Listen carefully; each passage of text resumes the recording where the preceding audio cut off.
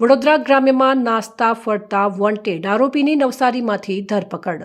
વડોદરા ગ્રામ્ય પોલીસને મોટી સફળતા મળી છે. વરણામા પોલીસ સ્ટેશનમાં નોંધાયેલા પ્રોહિબિશનના ગુનામાં નાસ્તા ફરતા વોન્ટેડ આરોપીને પેરોલ ફ્લો સ્કોડે નવસારી જિલ્લામાંથી ઝડપી પાડ્યો છે.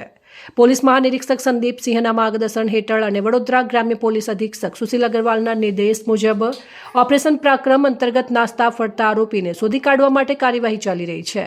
વરણામા પોલીસ સ્ટેશનમાં નોંધાયેલા પ્રોહિબિશન એક્ટના ગુનામાં આરોપી અજય જગદીશ ચંદ્ર ખટીક રહેતા થાલાગામ તાલુકા ચીખલી જિલ્લા નવસારી ગુનો નોંધાયો અને તે બાદથી પોલીસથી બચી રહ્યો હતો. પેરોલ ફ્લો સ્કોડના પોલીસ સબ ઇન્સ્પેક્ટર S.J. જતના માર્ગદર્શન હેઠળ ટીમે ચોક્કસ બાતમીના આધારે નવસારી જિલ્લાના ચીખલી 4 રસ્તા બ્રિજ નીચે વોચ ગોઠવી આરોપીને ઝડપી પાડ્યો હતો. પકડાયેલા આરોપીને આગળની કાર્યવાહી માટે વરણામા પોલીસ સ્ટેશને સોંપવામાં આવ્યું છે. Report Parveen Vasava, Pradeep Tantral, news Vadodara.